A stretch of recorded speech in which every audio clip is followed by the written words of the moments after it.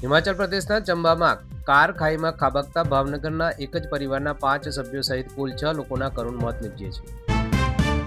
વડાપ્રધાન નરેન્દ્ર મોદીની અપીલ બાદ માર્કેટમાં માંગ ઘટતા MCX પર સોનાનો ભાવ ₹600 ઘટીને ₹1,52,018 પર પહોંચ્યો।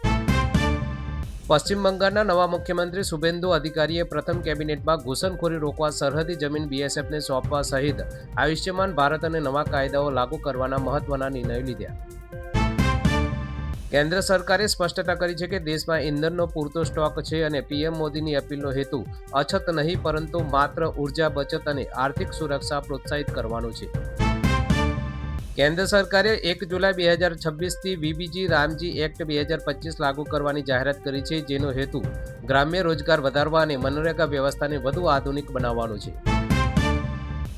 દેશના 9 શહેરોમાં તાપમાન 44 ડિગ્રી સેન્ટીગ્રેડને પાર પહોંચતા ભીષણ ગરમી અને હીટવેવની સ્થિતિ સર્જાઈ, જ્યારે ખરાબ હવામાનની આગાહીને પગલે ચારધામના શ્રદ્ધાળુઓને 2 દિવસ યાત્રા ટાળવા અપીલ કરવામાં આવી।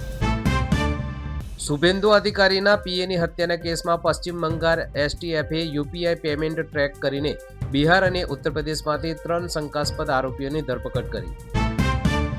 હવામાન નિષ્ણાત અંબાલાલ પટેલે 14 મે સુધી રાજ્યમાં કાળઝાળ ગરમી અને 18 મેથી ગુજરાતમાં પ્રી મોન્સૂન એક્ટિવિટીની શરૂ થવાની આગાહી કરી।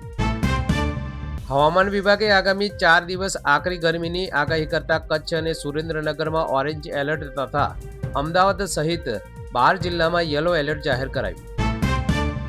સાયક્લોનિક સર્ક્યુલેશનના કારણે તાપમાન 44 ડિગ્રી સેન્ટીગ્રેડને પાર જવાની શક્યતા હોવાથી લોકોને બપોરના સમયે કામ વગર બહાર ન નીકળવાની સલાહ આપવામાં આવી।